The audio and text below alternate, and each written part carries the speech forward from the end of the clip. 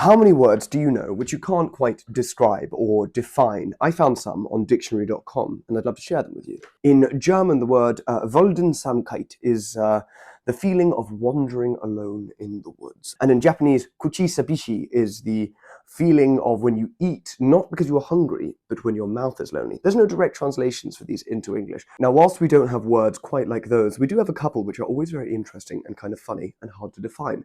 My favourite of which is gobbledygook.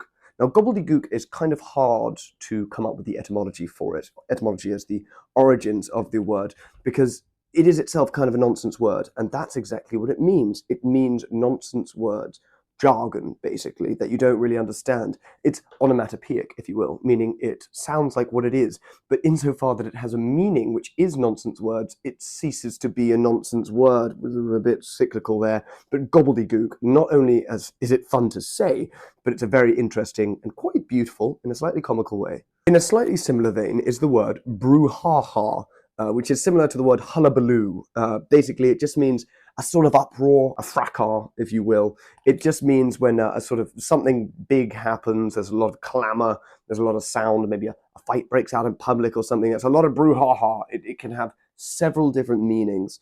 A good example that Dictionary.com has is the brouhaha followed disclosures of graft at City Hall. And one you might have heard of before, or that is more common, is serendipity. This is a very beautiful word, and on the surface it simply means a happy or fortunate surprise, a felix culpa, if you will.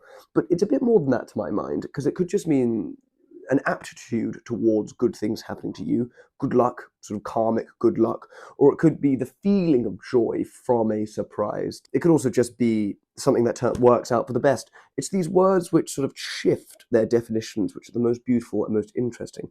And serendipity sounds just as beautiful, and maybe a little less comical than brouhaha and gobbledygook. So those are three words in the English language which are sort of hard to define and so beautiful and unique.